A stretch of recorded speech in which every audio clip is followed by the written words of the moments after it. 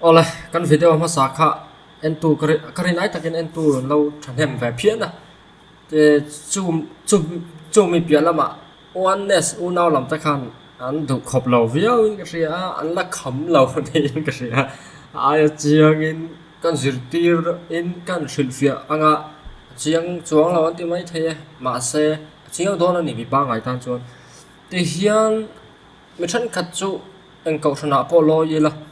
kan cậu sân thurinina min thunun lem lo eng tin po lo soi se kan pastor te ni mo tu po lo soi se eng he huang ai lo ma ni ngai dan le ma ni riat dan le ma ni na thu dik ni kan riat kan zona kha ring mai chi kan om ve a chu tiang a ril ruin hong chu UPCG nga hian pakhat te ma nom lo wa e a om ve deuh chu Paul da lu zel ni mak deuh ni a chu wangin an har sa ve em an ru em ani ei chu hret sa ni a thuma ta kan nei te thu anga te chon kan ngai thak chun zom ma yang kan ngai thak chun zom lawang ka ti tak na a an kham lo ma zirtir bel deuh ngai ka hria chu wangin puthang lian sa ga video call tlang hian ti la puthang lian sa kan vati na ni lawa ama hi kan vati du po ni lawa kan ti cha kan bok love ti khan an hriat sak ola ka du a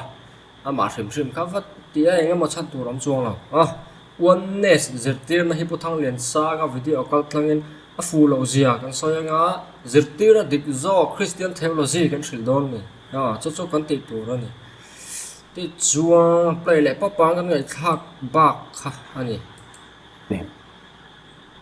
chu tiang ani lo chuan adik thei lawa pathian ding lam ti chu pathian thil ti thei na pathian chak na soi na tong kamana ti hi bible zirmi to chon an pom fek kin kringa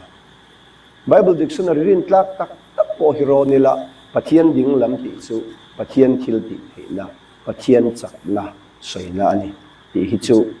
kan pom tlang fek Exodus bung som panga chang ru kan en chuan ikut ding lam chu olal pa thil ti thei na in ro puya ikut ding lam chuan olal pa nel ma chu ikut som adepa in Exodus bung som panga chang ru ka kan ba Israel faten tui puisen an kalkai laya pathian thil ti thei na in mel ma te ai kutta sipai faro le sipai te ati boral thu seinan ikut ding lam ti kha manania khamini khan pathian kut ding lam tak tak kharon phar tha thu thu a faro sipai te ron het som rep anga ngai tur ani lawa pathian chakna pathian thil ti theina in mel ma te ti boral thu seinan ikut ding lam chu ti hi Exodus a hian kan hmoni chu anthropomorphy ji man ta chu de ne John Stephen hian pathian ding lama I suwa ding ka bu ti hian a soi tum tak chu I suwa om na sai soi tum lo right side te mo a left side te mo soi kha atum reng lo I suwa kha eng ang din muna ding nge ani kha soi zo I kan thiam to in karina no a om na side right side te mo left side te mo kha Stephen azuk soi tum hian ni lawa I suwa kha eng ang din muna nge din ta ti zo ka kha adin mun zo ka kha pathian ding lam ti hian zuk soi chu atum ta a pathian ding lam ti chu pathian kin ti na achak na aro puina soina tong kamania wangin khovela lo kalal I suwa mi khing te angalo piang mi khing alo chang kha atlom ema van kir ko te aya hnuaya siam ti te kha chan chin kan mu da na nia pa chu ke ma ai na ro pui zo kan ti te thamuan ve ngai chaulu da wanga long mei lama lo mu hil fe mo ei tur nei lo wang ril tram ve tui hal ve miten hena tui in tur dil ve kha pathian a kha khove lo kal a kha wana chon Stephen hian alo tlom reng to hlei nem mole mathaya zia ka lele wan thu nei na zong ka hena pek ani to ti kha ama hen alo lu ama hen alo nei fa to lo mole ti in kha pathian I suwa lo ro pui ta kha ataksa thole na wanga ti ro pui lo om ta glorified body kha Stephen han hu hi chu ania chumi juk soinan chuan pathian ding lama mi hring fa pading ka mo ti hi Stephen hian a soyani ti hi chu kan pom tlan vek ka ringani thằng em mà em pon ni sen ni hi chu thúc vui shim shim po hi nui za thak ang reng ani chan chu Stephen thil mu kha te han ti ve mai mane mu lo kha soi tat lat maya mu lo kha ran pe ke mati ti nan me che pakhat point UPC thawani video la ra me ma viral kan sia pola dai lo ram ka soi don tiang chi te lo rita atro azia phena mi tiang chi te rifoni azia lo dan ti nan top mai ni azia phena mi chu wangin bible soi fia dona bible chung cha pathian thu soi ve dona aziak ang po soi ngai reng lo aziak phena mi ti to chuan azia lo da na soi ngai ya du dan da na soi tur ti nan phot maya mani ngai da nin kan hril fia ti kha achiang e ma ten trong shim ma chu angya lang ana pom tur le angya lang an lawa pom tur ang chi kha aum te me wa metaphor te symbol allegory kan kha aum ani tu na pa pathian ding lam ti te po kha chu tiang chu chan figures of speech zong po khan a soi fia the ve ka anthropomorphism ti pon soi thaya chu ni ta ni ma se ding lam ti zong chu ni lo reng a bible a po ti nang iso christian khen be khan english version te khan lo la pakhat ading lama pakhat avai lama ti khan left hand right hand an mong tho ni ka tiang kha ani ve boka direction soina po nia place soina po ani ve shim boka ti te kha set tan so thang ma ra so ni a zong ani lo exodus avalak chote hun sang mi lak chote adik lu tu rangat pathian thil ti thaina le a chak zia aro pui zia soina nan mong fo ani dinglam te hi tu ma in kan follow te chona thil ron soya thil poi mo point out tur chu kho Stephen an han mu kha chu a tho le taksa ro pui taka in thuam to kha choi mo ya om ti ro pui ni to glorified body ani ati adik cha chu tharau ni em ni lo ani le pathian chu tharau ni sia isu tu ni si lawa ain vo pot tro ani le pathian chu eng lai ma in tu manan bu ngai si lo chuan eng ang point isu chu tho le taksa ro pui nen vana lallo khum le ani na zong le na in thuam ro pui taka om lai chu Stephen an han mu po ni sala eng lai ma in tu ma in pathian an bu ngai si lo chuan Stephen an han mu chu invisible god chu ani lo ti kha chiang ta ne visible god ang to do ne san chu mu thei lo kha vana ro pui na zong me na in thuam kha Stephen an han hu ngot chan om tu rom lo re mu thei lo ani chu kan tha thiam em chu wangin eng lai ma in tu man pathian an hu ngai lo ti hi puthang len sa na ngan tran chana Stephen an pathian a mu thei lo wan a mu lo wang ati chuan chu mu thei lo wa chu Yesu ani lo ti kha chiang ta ne san chu Yesu ka huwa mu thei lo chu mu lo zon an a soi ta po ani reng mai kha ni an ma ni hi an in vo tho ni ti la hi riat sak a thai ma ten an han soi kwal ve tak ne ma pathian thu ta Bible cha lak cho te ka le vana thu nei na zong kan he na pe kan ni to ti te khan ngai to la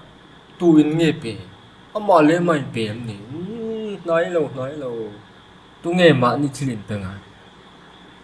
ama in choi moi ni do na sin ama le ama kha a in khol te lem vel te na ni do ni khatia ni chang ma sedeka sa si ka rai pu ang do khan to tok mai ni khatia ni chu a ho do ria pathian nói to ka ni chu wang chuan tu in nge pe ma ni in pe lo chu tiang in trong po kan mangai bok lo ti khan trong man dan pa ngai hian honest theology hi a soi thei lo a chan chu adik thei tlat lo ni a pa po ma ni ngai a ma khama fa pa ni ngai bo khati reng kha ni ke ya in pa chu ro pui jok te zo na bung som poli cha som ni pare ta iso soi ta he tu na puthang len sa ro la chu eng ti na nge ni kan sem ang yal lang ala kan ngai do na chuan isua a soi tu pa ai khan pa pathian chu aro puin achung nu zok te ani top mai ni a literal kan pom don le chu chu ni mai pom dan tu chu wang area sa zirti na te po kha strong em chan kha heng chang wang te po hi ni a eng po ni sa trinitarian te po in Isua paro pui chuan in tukla ni don lo ti an thria ma se chu ti zonga hril fiat tur chu ni ran threlova Isua na ni na khai khin se Fapa kani nai hian pa kani na chu ro pui zok ti na soi thei reng inga tinge minung sang anga pa tia a address yel en tinge te kha pa the living father pa nung chuan mitir ate chiang lo tok tro zo hana zeka pa nung chuan mitir atia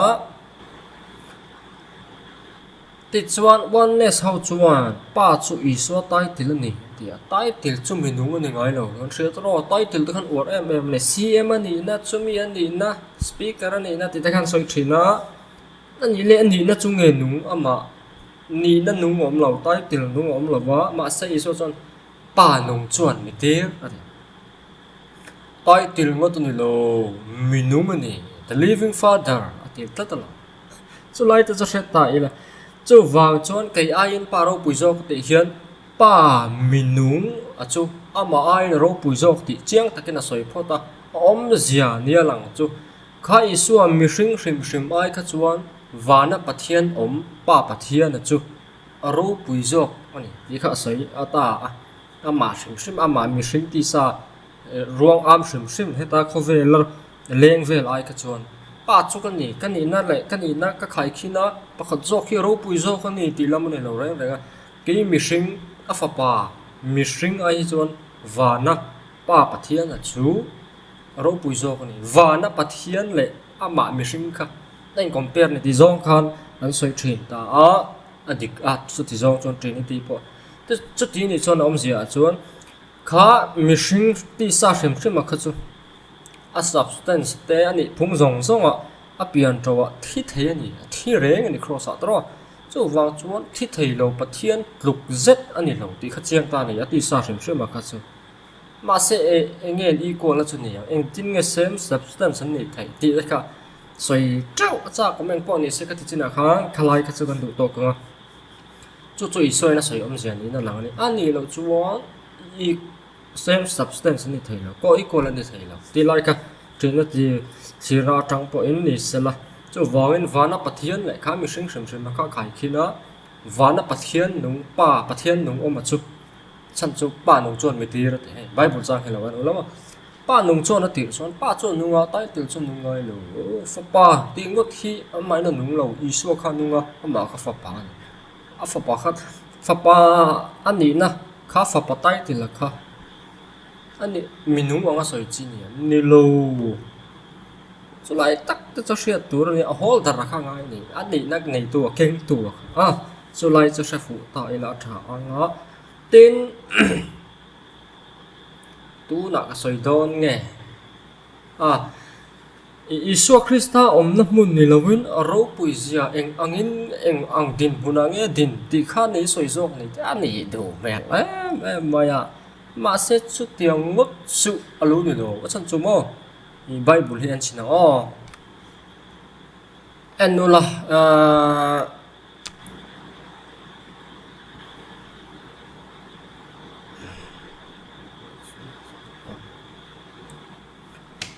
anila rompung riat chak som thum pali kha he screen na pokron da bible to pokhlo ke ula enila ti hian tu in nge thiam lo chanti rang thi aka krista chu ani si a ani thole ta zo ka pathian dingla oma min soi sak tu boka kha ani ti ta ni a thia a thole a pathian dinglama han oma ziak tang apo kan huwa kan soi phayang ti chuan han ngai to chun jom lok ta i thil poimo da wala lang ta chu nia pathian dinglam so ro puina ni lo ma kha ro puina zong le na in thu ma ro pui ta ka om thu soi na zo kha ni a om na mun ni lovin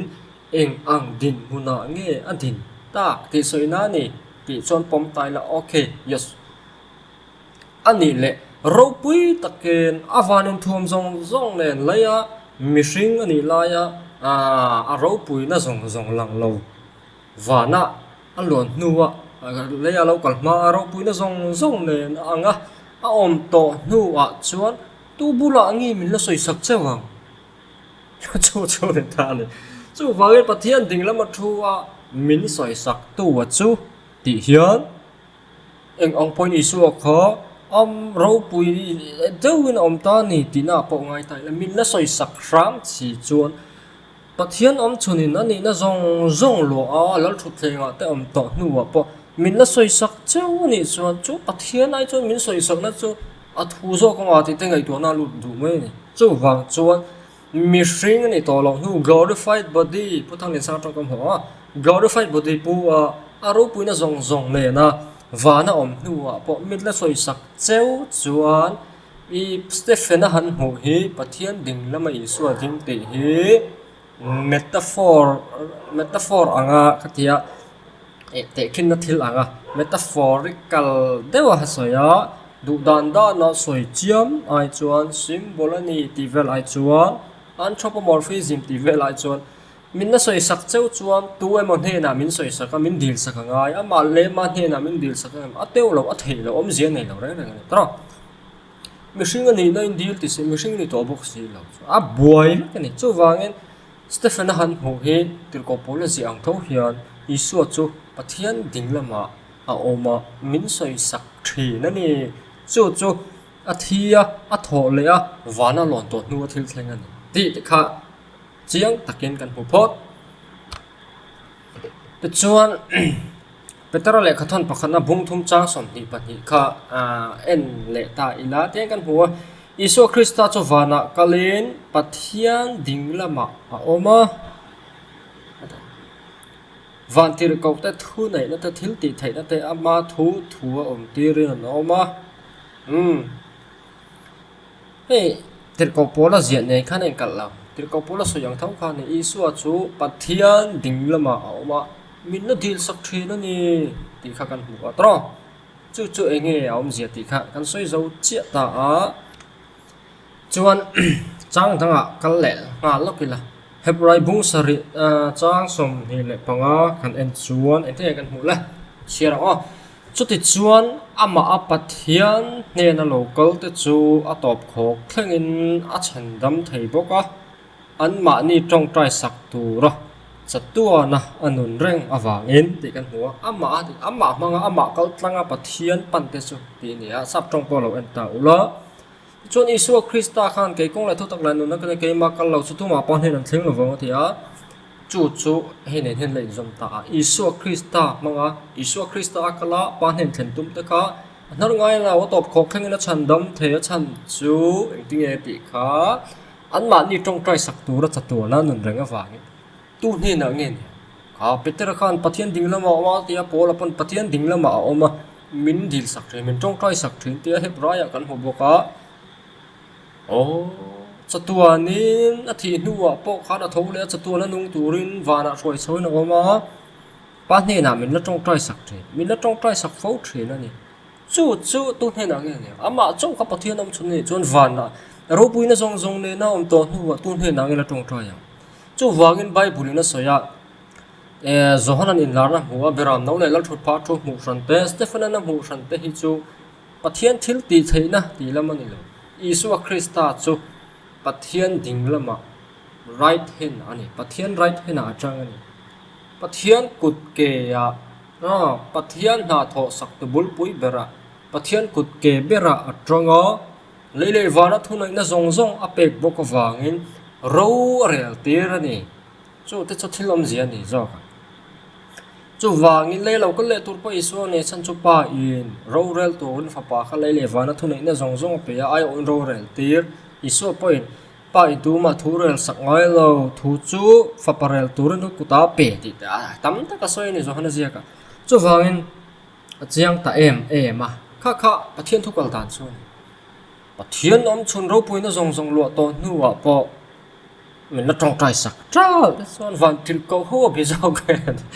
chu wangin honest theology hi applicable lo le ta han ti na tro relevant lo to ka ne ma lai to ane te chuan zohana le khathon pakhat na bung hi chang khat kha en le ta ila kan hu chu kanau ta thil in ti sual lo nan heng thu hi he na ka ziak ani hi tin tu po en thil ati sual chuan pa hne na min soi pui tu isu krista mi fel chu kan na ye ani chu kan sual te thu phat choi na ani a keima ani sual chok ni lovin khovel zong zong thu phat choi na po ani zona le khaton po hi isu thi a thole du wana lon hu te a thon ani chu wangin pa ne na min thu pha min choi saka kan sual na te kan kholo na te thil kan ti sual po angai dam min lo dil saka min lo dil pui to kha kha bible kha in zom chho zat mai ne honest theology ta sang la ka bible zia dan kha ziak phe na mi chu mi kha mi ti na ti vik khan azia lo dan zela soi nga ya chu pathian thon lo pathian tho chu ain zia ka oi mai to na ya an zia phe na mi pola dai lo ram tiang chi te Stephen na mu lo soi tra te ka ngai lo thil mu kha soi to ro nei a chu wangin bible po kha zia kan pom don chuan kha isu kha tu ne na mi la soi sak tra la ro pui na zong ne na ti na ngo to nei lo ti hi chiao khop te chuan khang thil khang thu kha atop kha na khang thila kha na top kha na chuan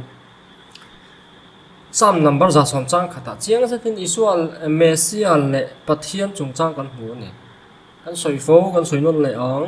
yawe chuan adoni ne na ti ni sam number za som chang khat khalo en ula ti chuan davida khan enting ati kha yawe chuan kalalpa adoni ne na atia kha adoni atia kha davidan kalalpa ti si chuan enting ni chu fa pa ni thayang chu tiang khatiang ti khan iso khana Zudha wa cho chal khan ni a sam za som chang khat thula cho khan te chuan David an kalal pa ti chu tunge adoni yawe chuan kalal pa ne na ti ni a chan Isu Krista en adoni ti so mai soina na ma chu adoni chu khoi vai khat ma thuthung hlui bible hian yawe soina na man ni lawa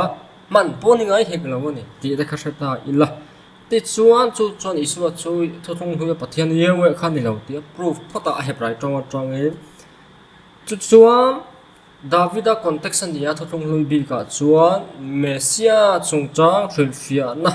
anga soitala pan dual meaning nei mi lo anga soi po khan Davida chu pathian dinglama thu pathian en ka dinglama thu ro ati am je chu nge nia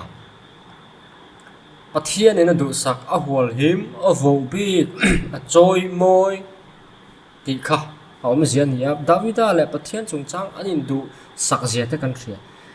pathian du sak na te aven him na te hwal him na te kha Davida chunga kha na omani pathian du sak bi na kha a favoritism kha omani ti kha om zian nia chuang che chuan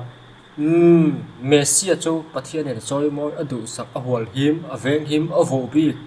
chu om zia chu ni le ta ni pathian ding lama isu ati sum sima po kha ka sam za som chang kha ta chang kha chu wangen non literal language anga rilfia dinglama thu tak ading tak tin ani kher ro po in iswa Mesia chu pathian dinglama om ti chu pathian ina du saka a choi moi ani ti kha om zia chu nia Mesia chu pathian ani ro pui takin om ti na lam ani lo re chu wang chuan isu chu Mesia ni si chuan sam number za som chang khat kha Stephen hian kha mi zong wa thlai ni la na mu dan om lo sam ani lo chuan bible in vuanga thuthung hui pai tura ma thuthung thar zo ki pai tura ma ani don ti te kha thre thiam ta ila khan toy kan kai toy anga san chu soi tur ala nei si a kan reilu tu ko nge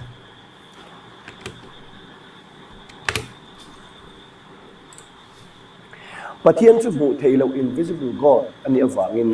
Stephen hena bu theilo chu di lai chuan mu theilo pathian kan lo bu na chu ama Isu Krista taksa chau khani a kolasa bung kha chang som panga hian ani chu bu theilo pathian an pui ti in Isu chung chang kan huwa Isu chu bu theilo pathian image ani yenia izong hian da taila Isu hi bu theilo pathian kan lo bu ni chuan inani he is the image of invisible God di insap trong Bible lama chuan kan hua Isu hi mu theilo pathian kan lo mu na chuan di kha kan zu mu theita kola sabung khat chang song anga hian chudin chon Stephen hian mu theilo pathian kan mu theina om chun Isu a hua ma se khovela atlom na angkha alo ni to ni alwa lele wan thu nei na zong nei tu ni in pathian ro pui na achak na athil ti the na zong alo nei tak thu sei nan pathian ding lama mi hring fa ding ka tin alo sei ta ni ti na ni ani fek ma nya pathian ding lam ti shem shem te ro pui na ding lam ti atam la to ga tho thong thar shem shem ma po khan soi sel lo kan ti kha e ro pui na te chak na soi na te ni fo kan ti kha chu wang i su chung chang a po khang kha man ni fo ni ro pui na ding lam ma ti yang chi te kha tam a man ni so e san chen thazia ka ta po chu wang khang kha kan nial lo adik kan ti reng khalai kha se ta hot ta ila chu a tha anga image ti te kha kan soi to i video ma sa kha tu mà manian pui ni ngai lo i mu thai lo pathia na kha Isu Krista ti sa lo chan ma ami ani ti hian theology ani ya we kha ni chu wang Isu hi thu thung hu ya we kha ni ti si chuan mu thai lo pathian kan hu na chu Isu ani chu tiang le lin dan chu om lo ka lai bible chang thrim po kha ris lom top za ni vel ni ris level sang lo to chút tiếng chuan lê linh đàn ông lâu sim sim anh thì công giống con lâu chui rồi chú vàng em đủ thu sàm sát tiền này cả sao nhiều tham ăn này là quá ngày đàn mấy này phốt ta chút tiếng lê linh về nó chú ông lâu phốt thì chuan bật nghe nó chuan mụ thầy lâu bát thiên yêu cả ý xua lâu này suy chuan mụ thầy lâu na mụ đàn ông lâu rồi anh tin nghe con mụ Johanna lại khát thon nào tập tu man eng lai mai pathian an hungai lo ti ni phei zel ni te ko pol pon mu thai lo pathian thi thai lo pathian ti te soi mu thai lo na Isu an mu ti vel kha nahi ani jo mu thai zeu cha om ti na ni do na ni ang se thiam mu thai lo eng lai ma tu man an hungai lo ani chuan mà là trong tu sinh bỏ hiền tu mà nó làm hù lầu tí na nè chú ông dìa dọc chú ở thì khang tay khang cái tiếng này mình giấu trong bỏ hiền thì thiam lo buổi thọ cắt chú vàng chuan anh tu hiền suy anh thu soi ông dìa hiền sẽ lầu rèn này anh tiền nan he cover là anh tu lên nó lấy số lâu cần cần tị chuan mình chân đâm tu lên nè ông dìa anh nghe Isu mission chú min chan dam ani ti kha om zia ni phot ani e kho ve la lo kal khan min chan dam kha na ati tur ani chuan ni ma se la tu ma na chan dam na chan hmain wa na lon le the ani ti om zia chu amisona affair ti na ni le ani min chan dam tur lo kal le si min chan dam le man si lo chuan amisona affair la pathian mission affair lam chun ani do ani iso chú cần thiếu soi ông gì thế hi anh ấy ngay tuổi gì này ngay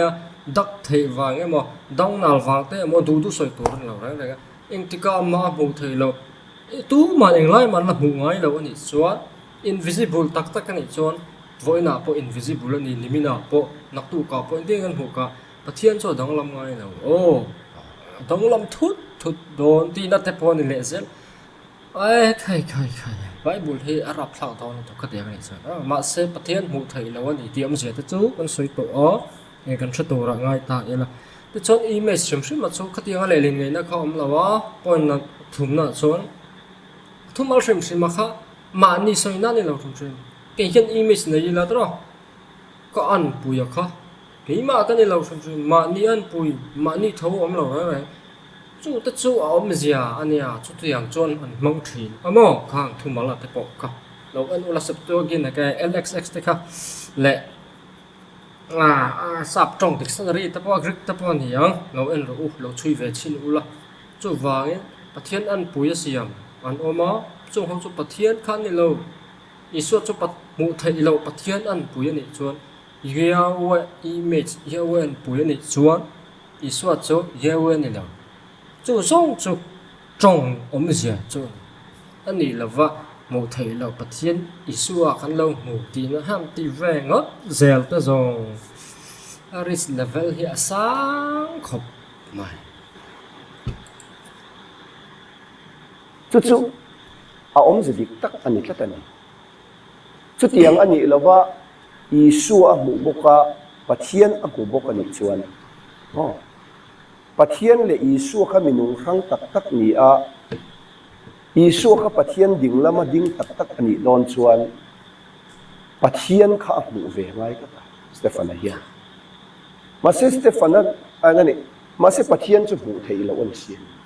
mu thei ani si lo kan kha Bible bung le chang kan da chok che ko cả một thầy lâu tiêm gì các thầy lâu rẻ rẻ cái Stephen kha nó hủ đón cho một thầy lâu anh nãy thì các argument anh à chiang là tập mà xem một thầy lâu ni nó isu cái con hủ bốc xì à một thầy nó lâu trăng lâu thế thì tu mà anh lại mà in anh hủ ấy lâu thì ni lâu anh ang po in isu các tí sao rồi chẳng po ni sẽ anh lại mà anh hủ ấy là bắt thiên anh đi đàn ông lâu chăn chú tiền ni lâu chuan anh lại mà anh hủ ấy lâu thì Zohan na soya ka isu hi an di lo amo aron bo chia mo ka Bible cha ka pai dai tu mo ni so chu om sia tu ni ti hi riat a tha o mangi ti kha kan soi non le anga mo thei na Stephen na mu Zohan na pon mu ang wang mo he ti sa bol lo bo chia na mit hian kan hu thei lo kan thi don kan hu chuan Bible kan hu vek ma se Stephen na kha ang tin nge o Tharau na khat ani tharau na khat a chuti ni chuan engani tharau ni lo khat veka a tharau mi tamenga van in honga han mu ni an mu e chu te chu nia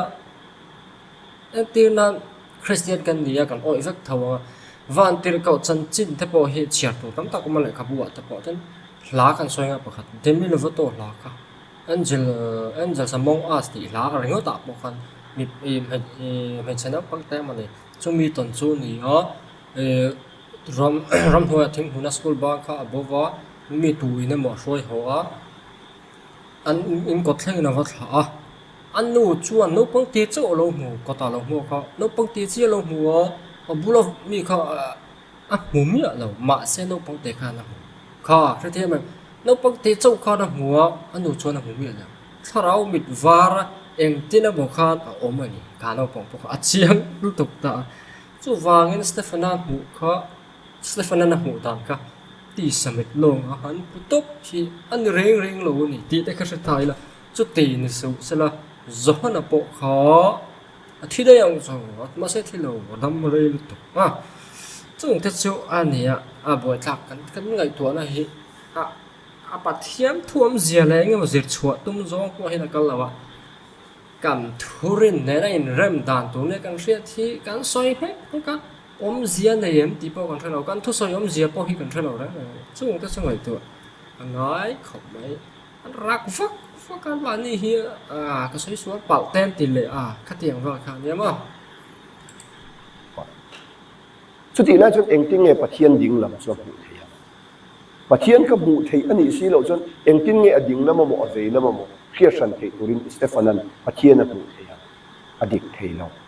chu ti ni chon pathian ding lam ti hian anthropomorphism tong kama bang te khin na tong kama bang I suadin mun aro pui tap zia thu nei na zong nei tu lal na zong nei tu enge ni ro rel na zong nei tu pathian engkim ti theya taksa athua min alo omta glorified body in isu alo omta ti hi soi chu na tong kama pathian ding lama mi hring fa pading ka pai ti in asaita a Stefana hian mu theilo pathian tharau ni a lele wana khatlat hi a mureng reng lo a mu om chun chu pathian mu theilo pathian mu thei tura ti sa alo chang taksa isu a mu ti hi a chiang em ti kha kan khfi in ring a to berata na chuan ka leile vana khatlat ten isu kha glorified body ni fit engem fit bruk le tlem zong ni to ra ngai tai la tro a taksa glorified body po ka time matter space chuan thunun ho lo ma sela thil ka so yang thil exist ni chuan engem om na hun to space ha ma mo an ma mo hrim le space han te hian soi ngai na pop to lo wa universe pon na pathian he khovel universe hunga kan space street ang chi tala engem mo hi chu thu dang lo ni ta sela heng hi chuan khoi boi lo ti kha chiang ta ma se om na hun ni thila om mani chuan om na hun ma mo nge nge ri ta ne ani lo chu na om lo ti nan na chu shata ilo ti chuan engem mo chu luộc khá khá này về đâu rồi chúng ta xem bộ này sẽ anh em một cái mà mà sẽ Isu Christa kha han ngai to la tho le taksa khoi thei ve ka kha a in sem daro a in puntir le chuan lấy le vana kha da nom lo re kan tha thiam em kha nghĩa là ngana lak tur le nghĩa là ngan lo lak tur mo chalo re lấy le vana pathian khat vek ti kha om chua vek ka in tinamonia hun tin hun tanga phat vek anga ka ngai do na cho pathian có chung chén cái này tí nữa được vật đồ ha chung cái chỗ phụ lộc ấy nghe ông gì à khang thì khang làm hai parabole cái số chuyện này cả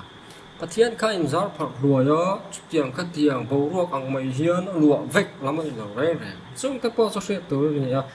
war tất cả pathian in lấy lệ vào này chung om rong universe chung lệ pon lắm rong à xia chua vek thu ai có zo vek thu với khata hun khata athen chua vek thu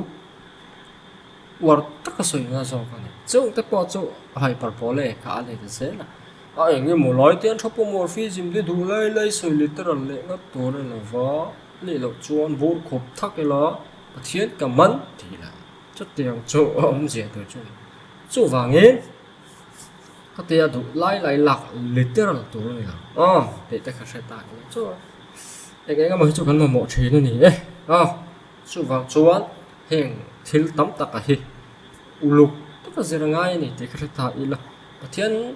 mù đàn ốm mù thầy lâu đàn ốm chúng ta bỏ cho ta là vạn râm ạ bộ hắn chầu về nga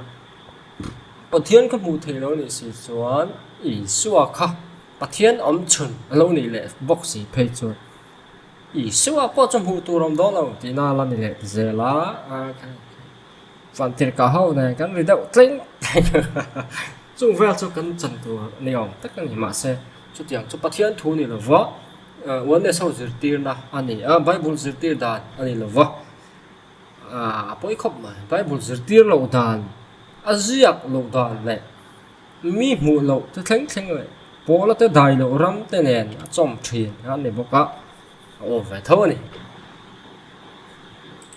man Stephanan pathian ko ti hian man kadua tir ko de thil ti bung sari chang som nga pakwa kan chiara khan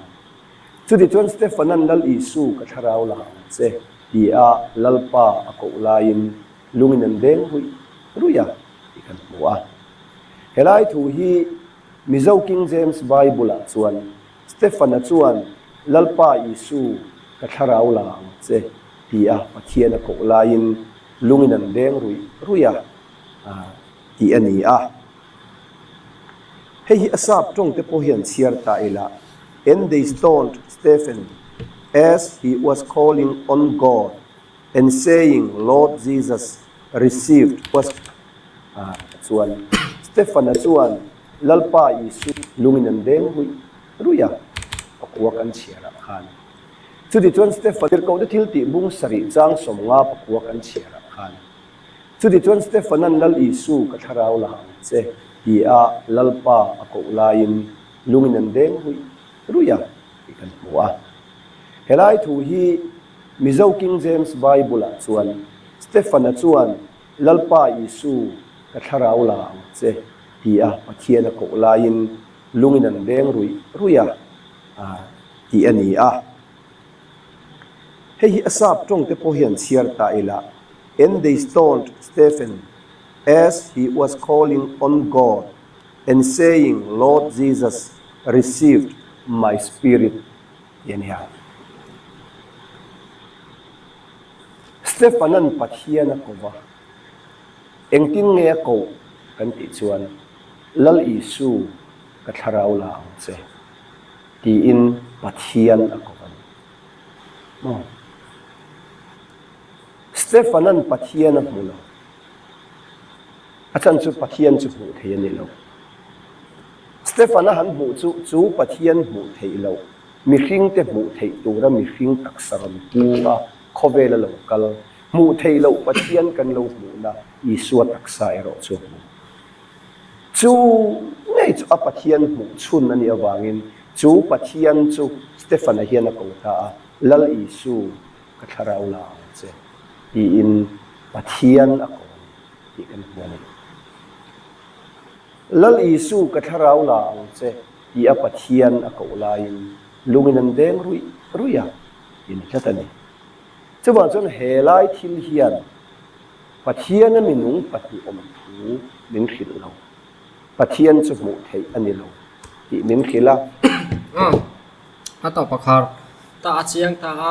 Stephenan pathian ko wangin pathian ko lain lal isu tio pathian isu chu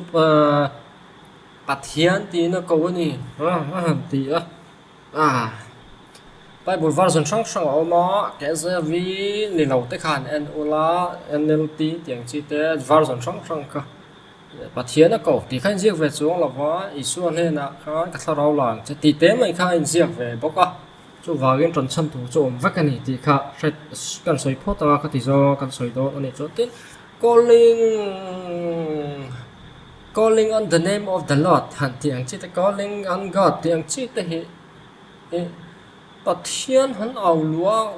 au pathian han ti a enge molam hi ko lo re nga ter ko polan roma lal pa mi no piang ta san dam no mang ti ter ko ta bung som ni pa ni cha som paruk chawa nga ni ta po khan lal pa mi lam la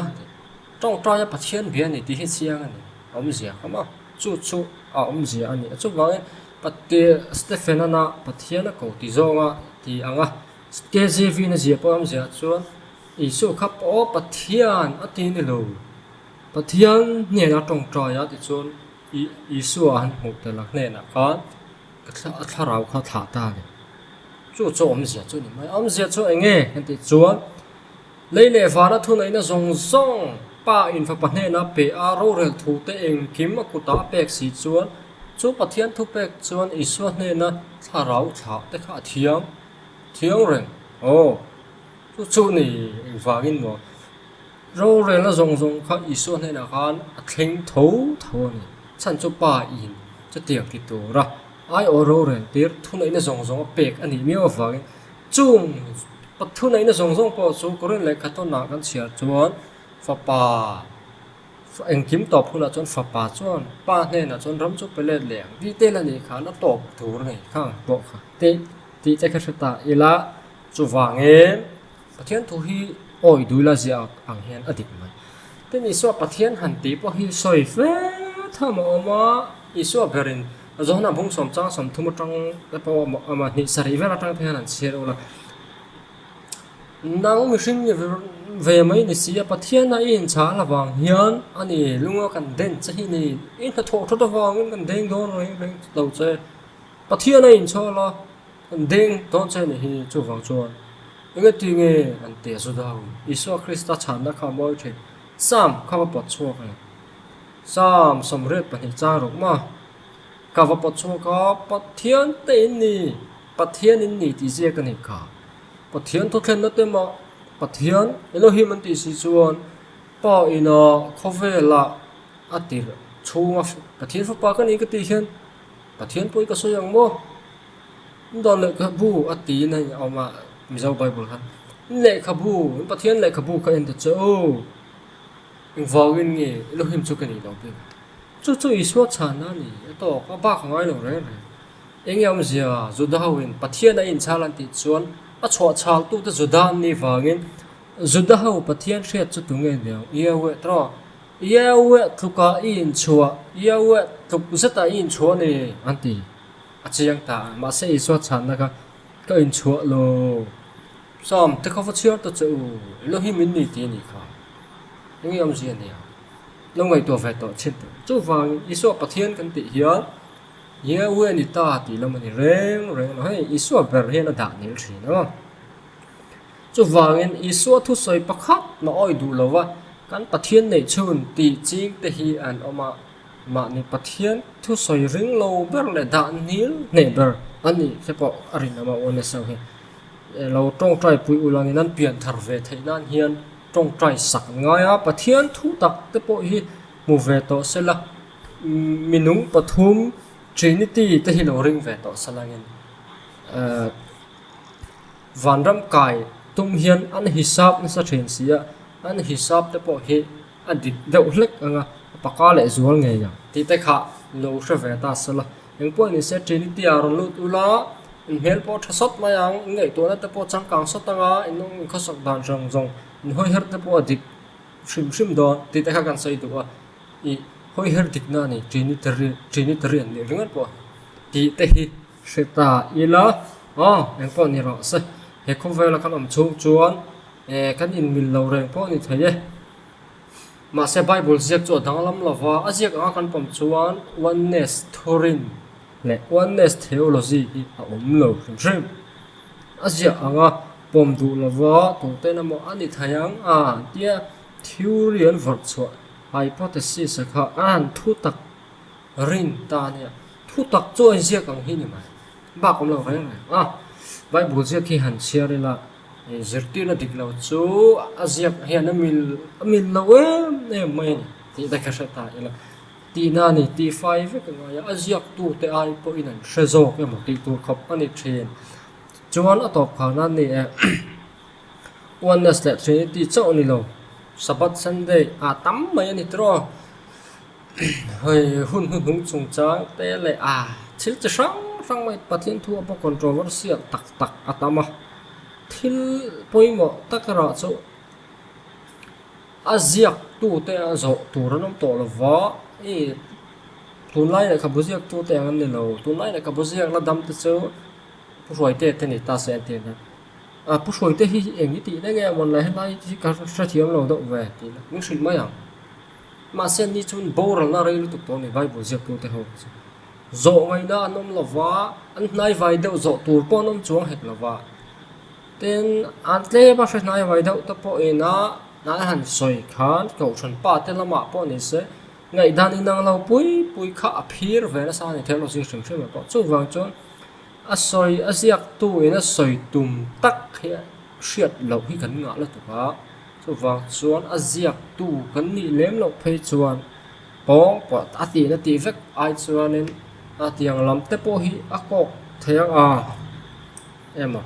khatia soi te po kha a tha ni lo wa chiang big box si lo ziak tu ril ru rong rong ria ma ya sa zong yam ati na ni tia